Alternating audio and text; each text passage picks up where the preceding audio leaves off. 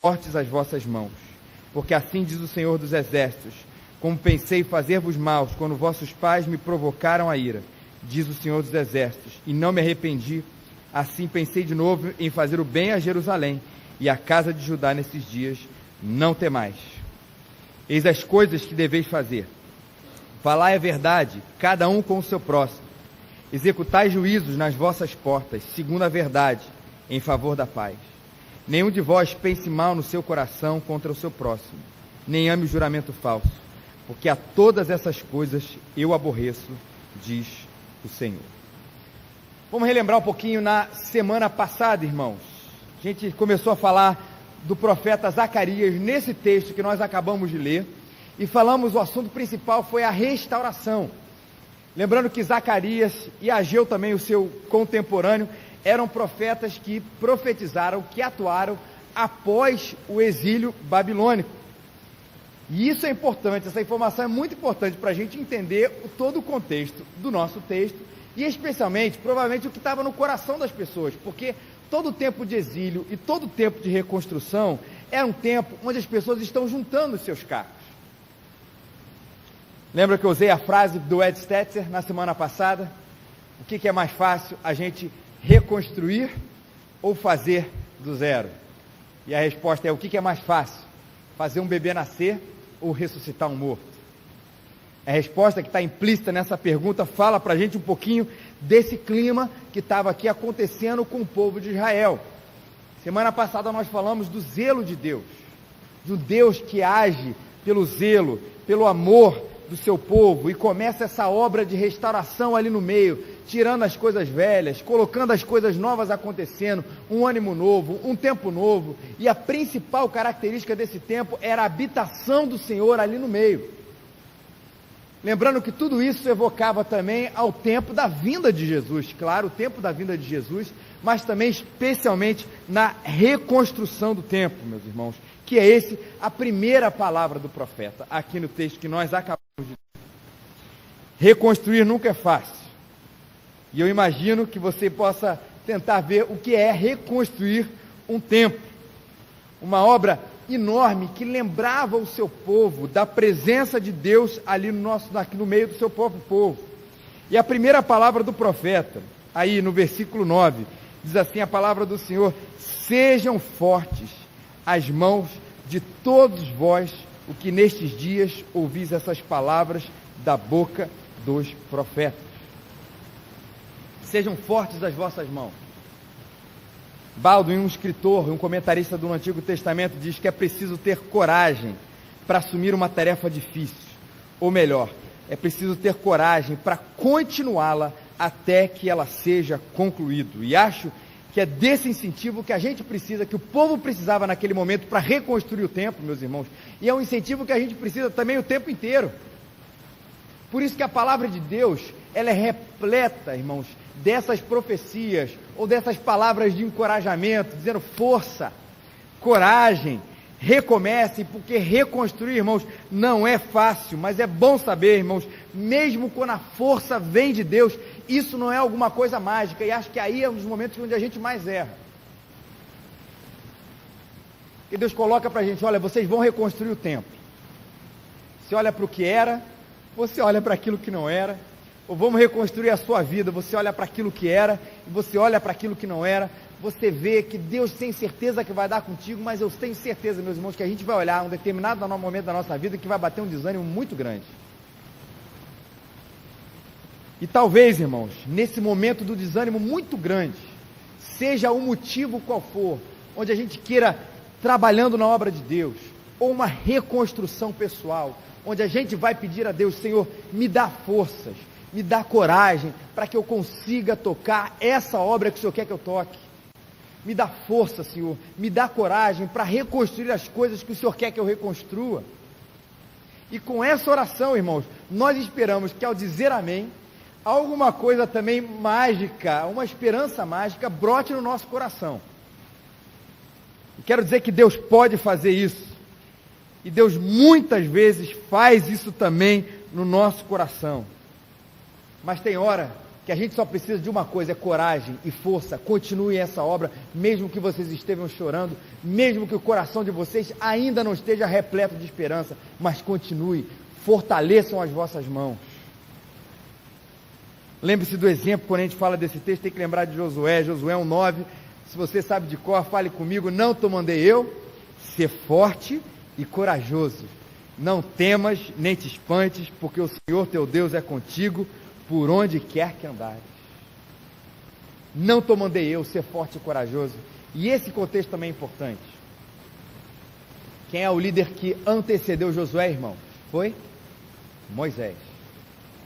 Você imagina que está sobre os seus ombros suceder o maior líder que Israel já teve?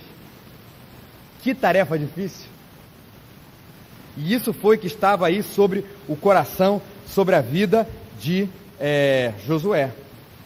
Não apenas a tarefa de colocar o povo, de liderar o povo na conquista da terra prometida, mas sobre ele um peso muito grande, porque afinal as comparações iriam vir o tempo inteiro. E Deus falou assim: não temas, Josué, não te espantes, a terra prometida é a terra prometida do Senhor, e não temas nem te espantes, porque a obra que eu vou colocar nas tuas mãos, você vai fazer. E a palavra do livro de Eclesiastes também: tudo quanto te vier à tua mão para fazer, faze-o conforme as tuas forças.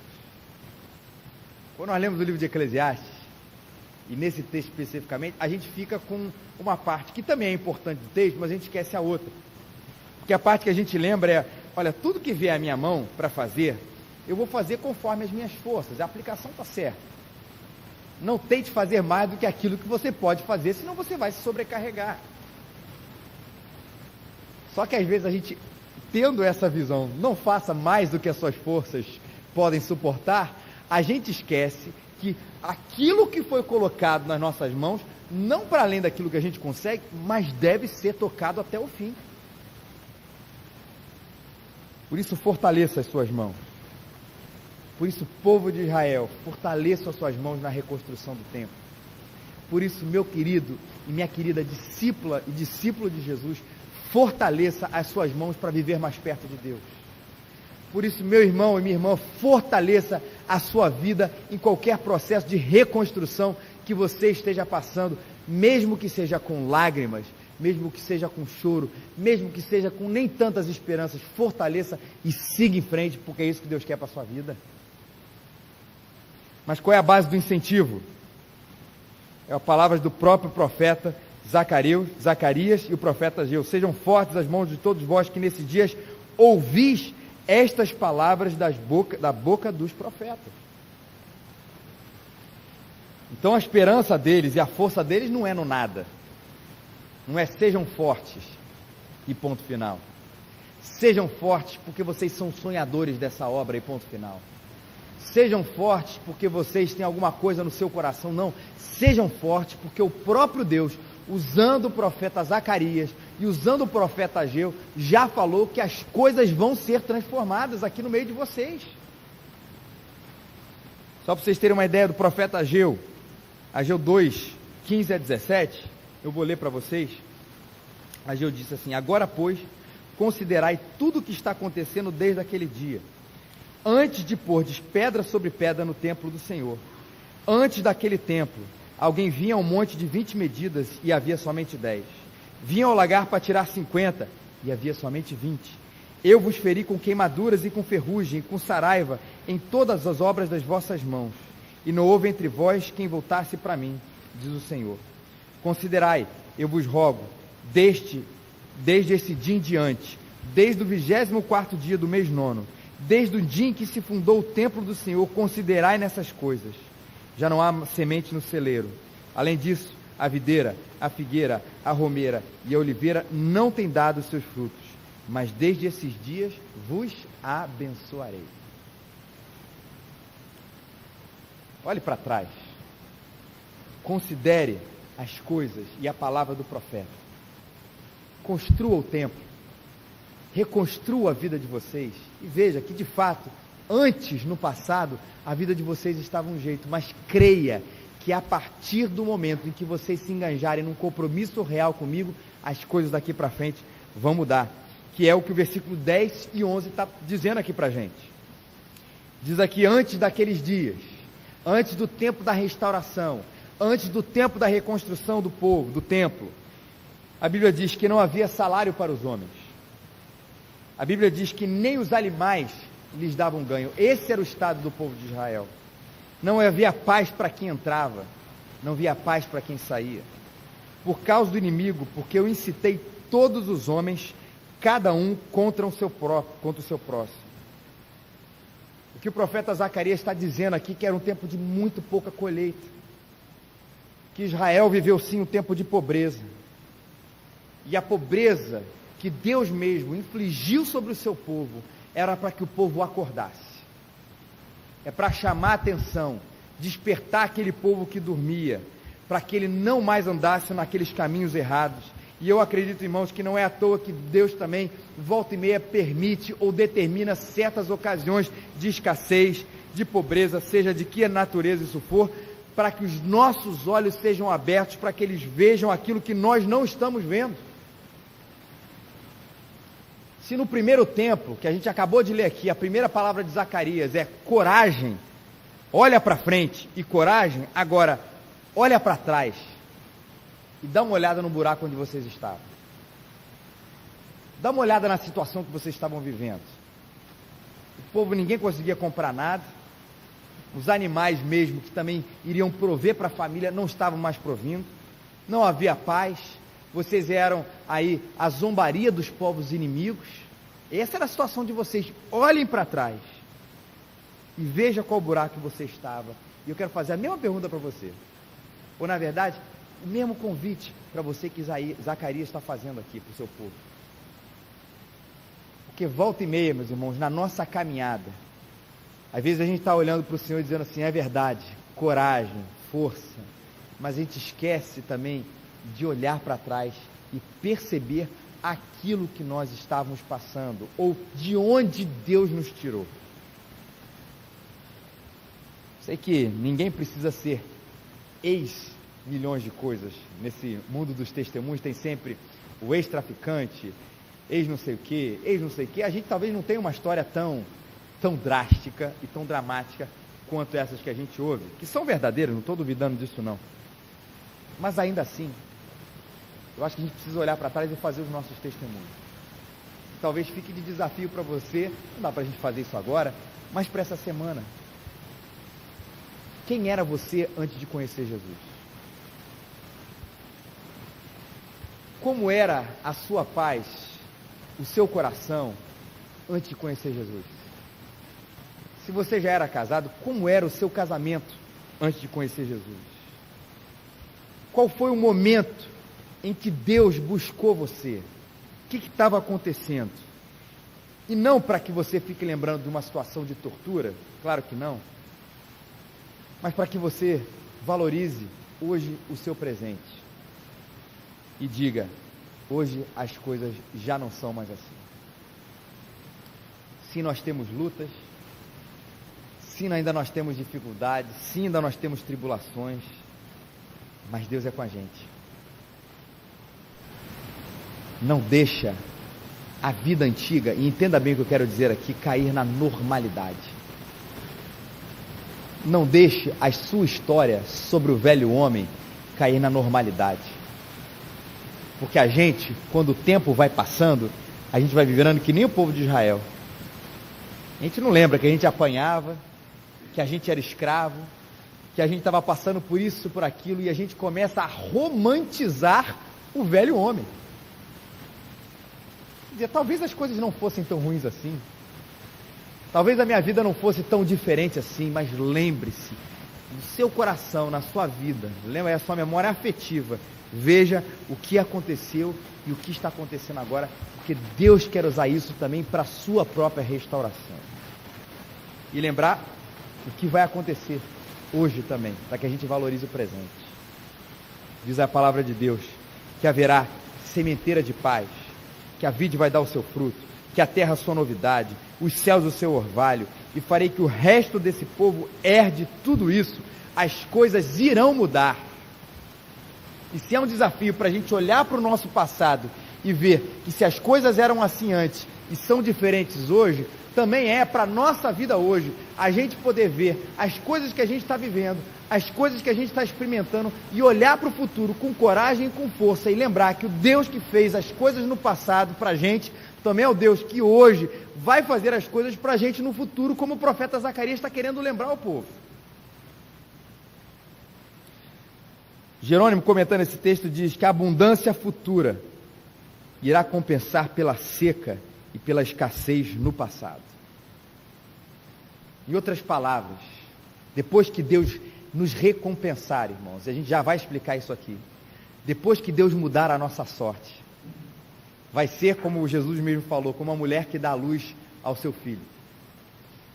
Tem as suas dores de parto, tem ali o seu momento de dor física mesmo, mas ao nascer o filho, ela logo se esquece pela alegria, pela abundância que Deus presenteia com o nascimento de uma nova vida, irmãos. E é assim que o profeta Zacarias está dizendo para a gente também. Teologia da prosperidade, irmãos, que nos parece, né, que Deus vai mudar a nossa sementeira, a vide vai dar o seu fruto, a terra a sua novidade. Parece que sempre o Antigo Testamento está falando um pouquinho de prosperidade, e olha, quero dizer que existe de fato uma ligação, especialmente no Antigo Testamento, sobre a bênção de Deus, sim, e sobre a bênção material.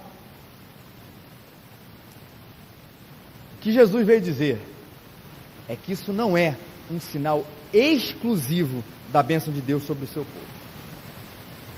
Não quer dizer que Deus não abençoa materialmente. A gente tem falado tanto aqui sobre a questão de teologia da prosperidade, volta e meia um sermão, a gente aborda questões como essa. O que a gente vai dizer aqui, claro, sim, Deus abençoa todas as nossas áreas, inclusive a financeira. Mas Jesus veio para dizer para a gente que existe algo para além daquilo que as nossas mãos podem tocar. De que a restauração de verdade, irmãos, não acontece com uma casa nova. Eu acredito nisso, mas acontece com um lar novo. Que a restauração acontece, mesmo financeira, mais do que uma conta bancária gorda, mas com a paz da gente olhar, de saber que é que Deus vai prover a gente, quer tenhamos muito, quer tenhamos quase nada.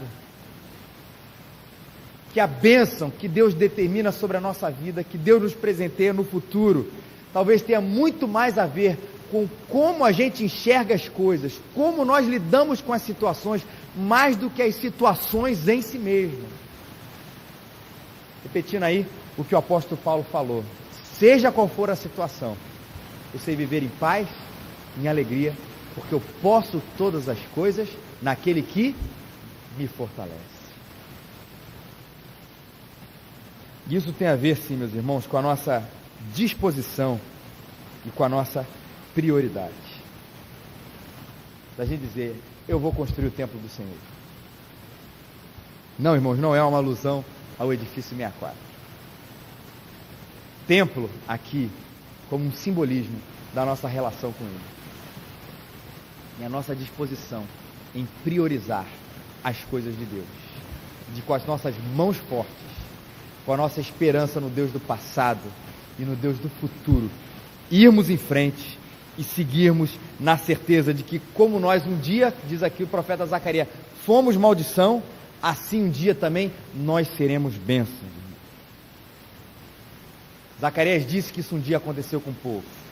Um dia vocês eram motivo de zombaria no exílio, tanto para a Babilônia como para qualquer outro povo. Eles olhavam para você, olha o povo de Israel, olha a situação onde ele está. Não era motivo de orgulho para ninguém dizer que fazia naquele momento parte de um povo escravo, de um povo oprimido, de um povo subjugado. E Zacarias vai dizer, mas isso tudo vai mudar, porque agora vocês serão motivo de honra. E eu quero dizer, claro, meus irmãos, especialmente porque um dia, a partir de vocês, a partir desse povo, vocês vão gerar aquele que será o Filho de Deus. Qual é a resposta do povo, meus irmãos? Versículos 16 e 17. Eis as coisas que deveis fazer. Falai a verdade, cada um o seu próximo. Executai juízos nas vossas portas, segundo a verdade, em favor da paz. Nenhum de vós pense mal no seu coração contra o seu próximo, nem ame o juramento falso, porque a todas essas coisas eu aborreço, assim diz o Senhor. Deus não estava querendo restaurar o povo?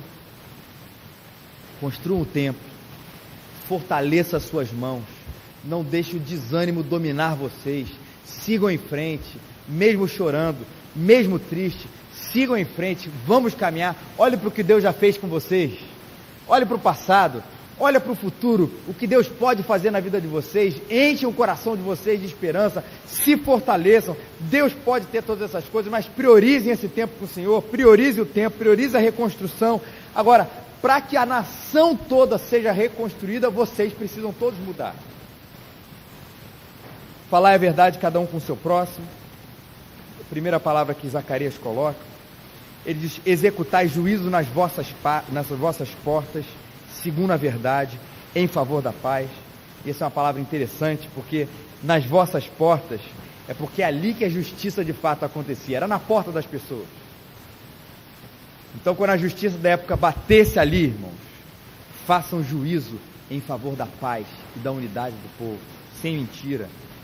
Nenhum de vós pense mal no seu coração contra o seu próximo, nem ama o juramento falso, porque todas essas coisas, diz o Senhor, eu aborreço. Sabe por quê, meus irmãos? Porque não existe restauração sem ética. Não tem como um povo encorajado para construir uma grande obra, reconstruir uma civilização, não uma civilização, mas um povo, uma identidade, a partir de um tempo de tanta tristeza, de tanta subjugação como foi o exílio, e fortalecer, se encorajar. E no momento que a gente fica junto como povo, um templo lá, lindo, maravilhoso, todos ali libertos da escravidão da Babilônia, de repente a gente olha e se volta, e está todo mundo querendo passar a perna um no outro, está todo mundo vivendo num clima de briga, está todo mundo vivendo num clima de animosidade, sem, irmãos, a verdadeira ética no coração, o que faz com que o nosso convívio seja diferente. É impossível o povo ser restaurado. Não existe a restauração de uma nação sem a ética. Creio que o fundamento de um povo está nos seus reais valores, mais do que qualquer outra coisa. Não existe restauração da sua vida sem ética. Não dá para simplesmente achar que eu posso ter a minha vida, a minha paz, o meu relacionamento com Deus, sem a lei de Deus. Porque a lei é a expressão exata do caráter do Senhor. Costumo dizer, irmãos, que na verdade Deus, Ele não tem lei. Não existe a lei de Deus, na verdade. A gente fala isso, mas não é a lei de Deus. A lei é a expressão de quem Deus é. Deus não tem uma lei que é acima do povo, que é acima dele mesmo. Porque senão a gente estaria dizendo que existe alguma coisa para além do seu próprio Deus, que controla o próprio Deus. Não. A lei de Deus e Deus são a mesma coisa, irmão. Então, quando Deus pede que você obedeça alguma coisa, não é porque é alguma coisa interessante apenas para o nosso convívio também. É porque é alguma coisa que tem a ver com o próprio caráter de Deus. Porque se Deus é assim, a gente tem que ser assim também. Porque somos reconstruídos dia a dia à imagem e semelhança de Deus. E sem isso, a gente não pode voltar para o Éden. Claro que nós nunca iremos voltar para o Éden no sentido pleno. Mas um gostinho, uma reconstrução, um sabor do reino de Deus aqui na terra. Ah, irmãos, isso não apenas nós queremos, mas nós podemos ter, quando nós nos comprometemos, irmãos, na indisposição, em prioridade com as coisas de Deus e, acima de tudo, com a sua lei, com a sua justiça, porque o Deus é que ama essas coisas para o nosso convívio, para a nossa comunhão, para a nossa alegria, para que esse povo cresça como povo de Deus, nação restaurada, vida restaurada, casamento restaurado, ideias restauradas para a glória do Senhor. Essa é a mensagem, irmãos, de um profeta preocupado com esse assunto, com esse tema, a restauração. Por isso a pergunta: por onde anda a sua esperança em relação a esse assunto? As mãos estão fracas, os joelhos estão trôpegos. A palavra de Deus nos diz: fortalecei as vossas mãos, coragem e força. Sacode o pó, levanta a poeira, olha para frente, vamos seguir em frente, porque Deus já nos deu a promessa, Deus já nos deu a sua profecia. O que ele pode fazer, irmãos? Leia esses relatos, leia o que Deus já fez por você, faça o seu testemunho.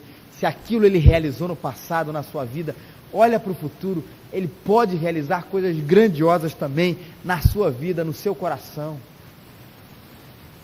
Nós que éramos antes maldição, viramos bênção, irmãos.